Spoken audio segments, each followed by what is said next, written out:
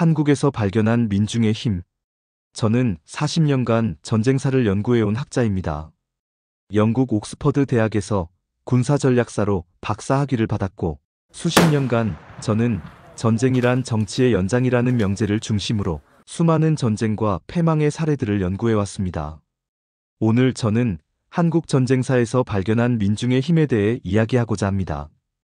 유럽의 중세전쟁, 근대의 전략사, 냉전기의 군사학까지 수많은 나라의 흥망을 살피며 하나의 공통된 결론을 믿어왔습니다. 전쟁은 왕이 항복하면 끝난다. 나라는 수도가 무너지면 끝난다. 프랑스가 항복하자 파리는 점령당했고, 나치는 베를린이 함락되자 사라졌습니다. 이것이 제가 배운 역사였고 세상의 상식이었습니다.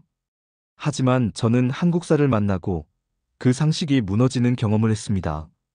조선 인조 임금이 삼전도에서 청나라에 항복했다는 기록을 처음 보았을 때 저는 고개를 끄덕였습니다. 아, 이 나라는 이제 끝났구나. 그런데 다음 장을 넘기고 저는 책을 덮었습니다. 왜냐하면 이해할 수 없었기 때문입니다. 왕이 항복한 후 전국에서 들불처럼 일어난 이병들. 그들은 누구의 명령도 받지 않았습니다. 관직도 군사적 훈련도 없었습니다. 그저 평범한 농민, 대장장이, 스승과 제자, 장터의 상인이었습니다. 그들이 들고 일어난 이유는 단 하나였습니다. 이 나라는 왕의 나라가 아니라 우리의 나라다. 그 믿음이 그들을 움직였고 무너진 조선을 다시 세워갔습니다. 진주성 전투에서는 3,800명의 민중이 이만의 일본군을 막아냈습니다. 왕은 없었고 조정은 도와주지 않았습니다. 그런데도 성 안의 백성들은 돌과 기왓장을 부수어 던지고 화살을 만들고 끝까지 저항했습니다. 결국 진주성은 함락되고 10,000명 넘는 백성이 학살당했습니다. 그런데 그 참혹한 패배 이후 오히려 더 많은 백성이 봉기했습니다. 왜일까요? 그들은 복수를 위해 싸운 것이 아니라 지켜야 할 무언가가 남아있었기 때문입니다. 성은 무너졌지만 정신은 무너지지 않았습니다. 저는 그때 처음으로 깨달았습니다. 민중의 힘은 누가 시켜서 나오는 것이 아니다. 누가 멈추라 해도 멈추지 않는 힘이다. 나라가 없어도 정체성이 남아있다면 그들은 싸웠습니다. 1910년 일제강점기, 나라의 이름이 사라진 그때도 사람들은 싸움을 멈추지 않았습니다. 상하이 임시정부, 만주의 독립군, 시베리아와 블라디보스토크의 투사들. 그들은 국적은 잃었지만 민중으로서의 사명은 잃지 않았습니다. 그리고 1950년 한국전쟁이 터졌습니다. 서울은 단 3일 만에 무너졌고 세계는 한국의 패배를 선언했습니다. 정부는 피난을 갔습니다. 수도는 무너졌습니다. 전쟁은 끝났다고 생각했습니다.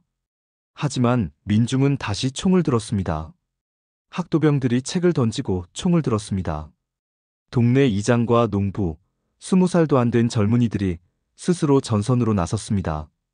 손에 들고 있던 쟁기를 내려놓고 삽을, 총을, 때로는 맨손을 들었습니다.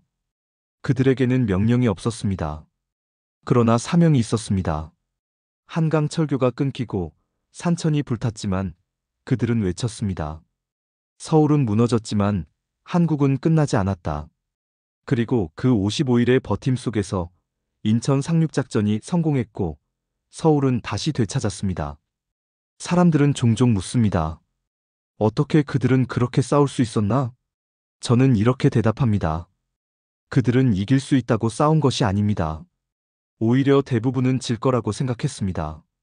하지만 멈추면 진짜 끝이기에, 포기하면 영영 잃기에 그들은 싸웠습니다. 그 싸움의 이름은 생존이 아니라 존엄이었습니다.